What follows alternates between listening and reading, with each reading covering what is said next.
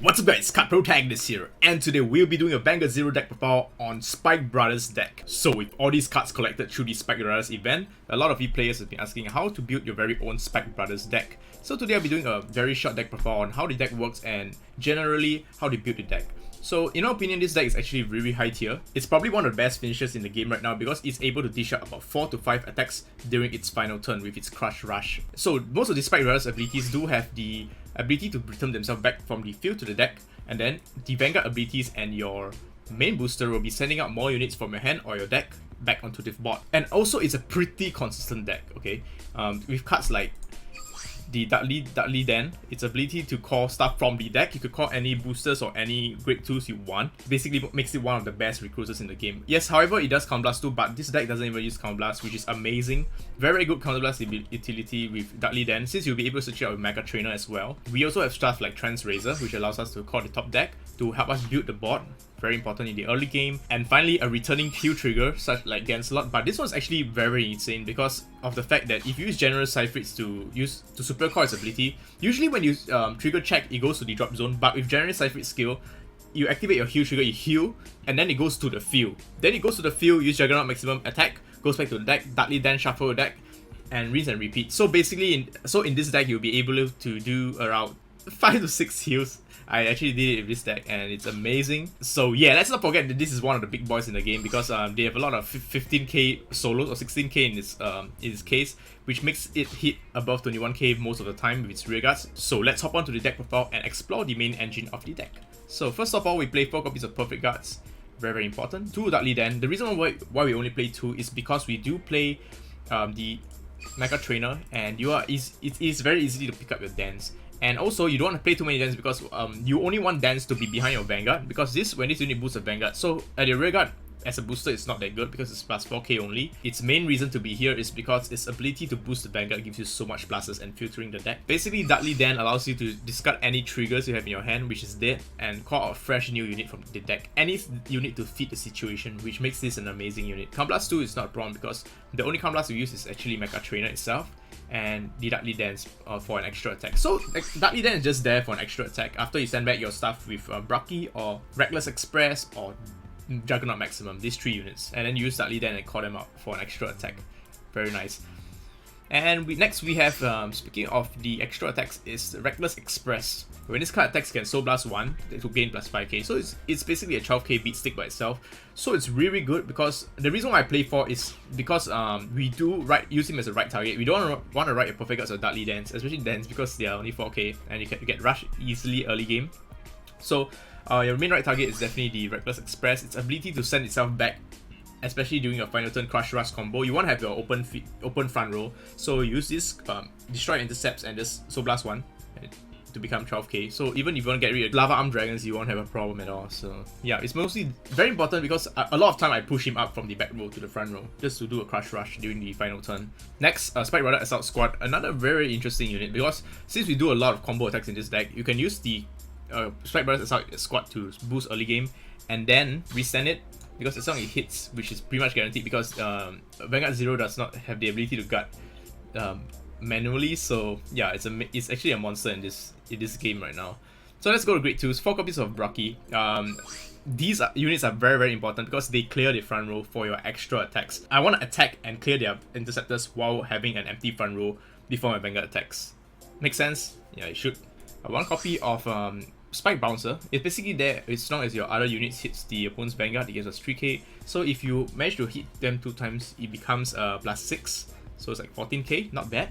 You know, 1 copy because it's not really that important. The important units are these ones. Devil Summoner, which allows you to basically farm cards on the field, build your board. Very important. And because this deck don't really have a lot of draw power, and the draw power comes from, or mainly your advantage engine comes from your Devil Summoner. 4 copies of Vanilla, your main right target, and also good for clearing intercepts during the late game.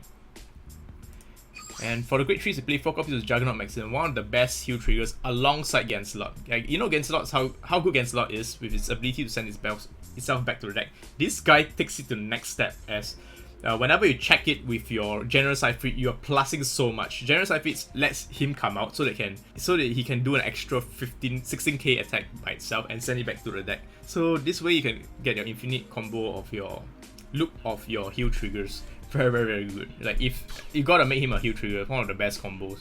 Yeah, next up we have General Seifried. This is the MVP of the deck, alright? Its ability is whenever you drive check a grade 3, you can call that card to empty Rearguard Circle. Yes, it's kind of like an Asuro Kaiser, but in the fact that you need a bit of setup. When this unit is boosted against a 3k, so it's a 13k attacker by itself. Not by itself, you have to have booster. So behind a Dudley Den, you get 17k. Pretty good until Cross Strikes come out. Next up, 4 copies of Skydiver, another card that gives you insane combos. Basically, whenever your attack hits the Vanguard, you can chuck this guy into the soul, then call a card from your hand, so they can do an extra attack. So let's jump into Legend and try out the deck.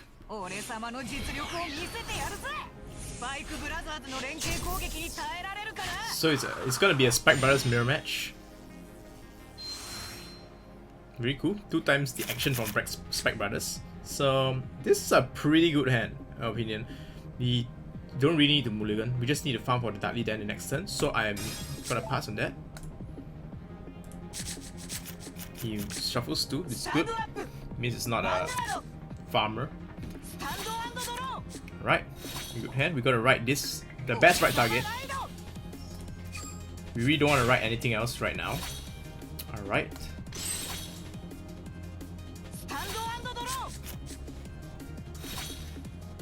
So one thing to note is if you already have your Dudley Headlands in your hand, you definitely search for another PG with your Conroe. That's why Conroe is one of the best starters in the game, because you'll be able to fetch up whatever you need, and that's the reason why you can just play consistently and do not need to play too many Deadly Dens. You just need to play 2, because the rest of the Deadly Dens is not very important and not very useful in the other Rearguard circles. So right now we're gonna write Prevent Rush with this, and then activate skill. Search out for Dudley Den, our main Vanguard booster. Next up, we're gonna call the Bot Builder. PG. Guess behind him. Call Dudley Den, and then just swing with 2 Rearguards. Alright. Just check a trigger to escape that. Checks a trigger. Amazing. So now I have to check a trigger. I got it. Mirror trigger. Very nice.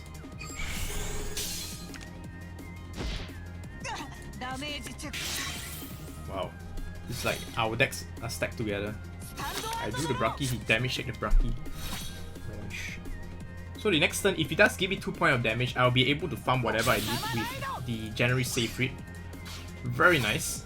Because actually, I can just use it to fetch, to just ditch my grade 3s for interceptors, which is what I'm probably gonna do. You just pull off the Trans Riser skill to get a 10k vanilla. That's huge.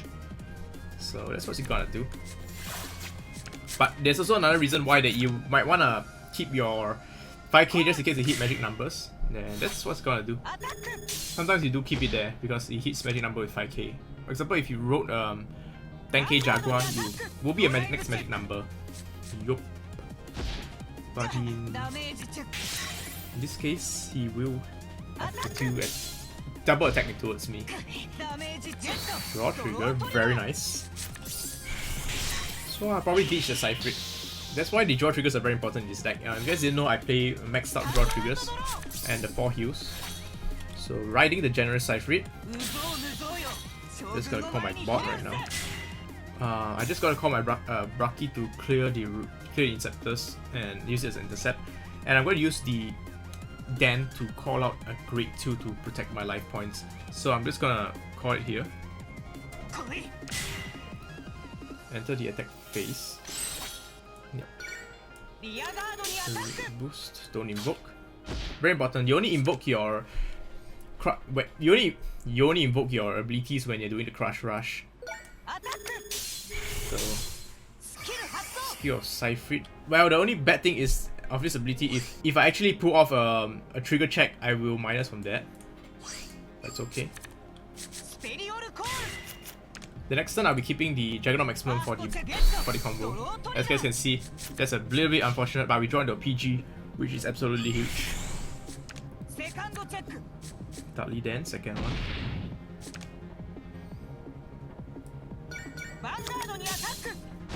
Also, perhaps I could use the Juggernaut Maximum to use the ability. That's what I thought. But I was thinking to keep the Juggernaut Maximum to the late game because I don't want to rush him too much to 4. He unfortunately rides into the Unite Attacker, which is his heal triggers, which means Juggernaut is not heal. Mirrored, calls out the PG. This is basically a mirror back row, man. But well protected with P2 PGs and the two interceptors.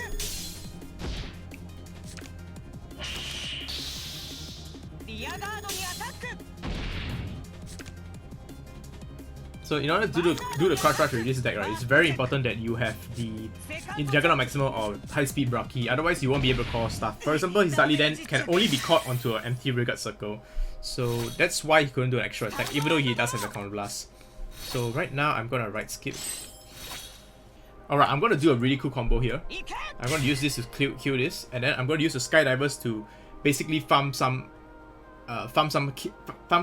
damage. Right, okay. So let me show you the combo.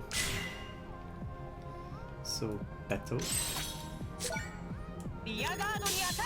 Don't invoke. So Skydiver will attack the Vanguard.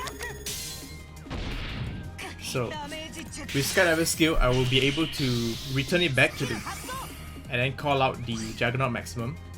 So I put it so and call Juggernaut Maximum. And thanks to this guy being stand, I will be able to swing another attack because, you know.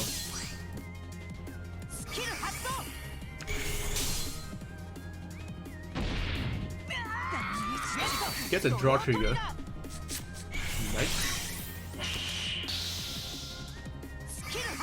That's okay. If that's the case, I am gonna attack to his rearguard because there's no way I'm checking triggers to summon it. Call out a general Seifried. Power to this. Unfortunately, it does check the few triggers. This is what I was betting to do the Crush Rush combo with Grade 3 that I've been checking. Probably won't be able to hit it, so I'm gonna end my turn. Still alright with the 2 perfect cards in my hand.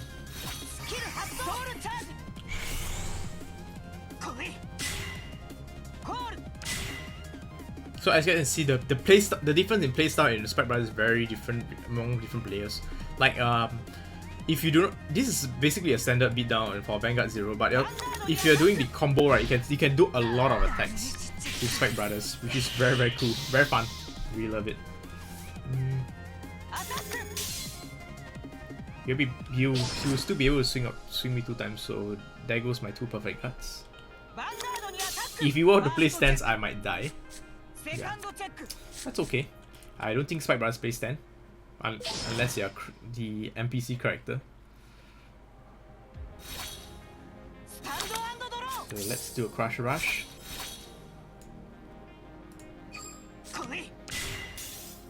Skydiver isn't really useful right now because Skydiver must hit the Vanguard, and if you hit the Vanguard, you win. So right now I'm gonna do a very powerful Crush Rush. Let's check it out. Soul Blast. So Dropkick will clear the inset. It will keep the field empty so that I can use Dudley Den.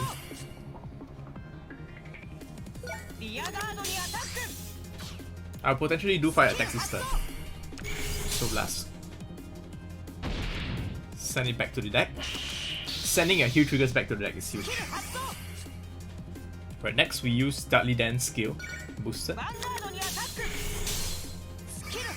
Then skill allows me to invoke.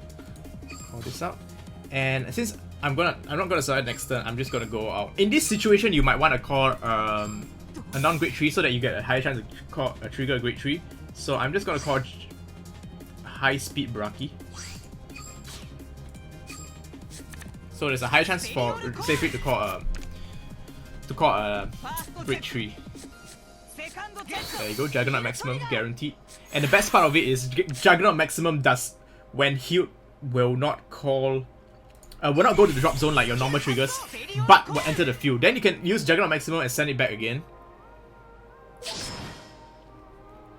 Then you can use Juggernaut Maximum and send it back again into the deck. Really cool. Whew. This deck has a lot of combos. Is it not PG? I don't think so. As you can see, this is the Crush Rush combo. Ton of attacks. I did 5 attacks in total with this deck. Really exciting. It's, really good, especially your opponents. Once your opponent hits 4 damage. And also, I hit Legend 53 with Spike Brothers. I was testing this deck quite a lot, and yeah, I had to practice a lot of this deck, not gonna lie, and it's not a very basic deck to play. So, I hope you guys enjoy my deck profile of Vanguard Zero Spike Brothers from the clan event. If you'd like to see more awesome Vanguard Zero deck profiles, be sure to smash like. And once again, thank you guys for watching, peace out, and love you guys! Rawr.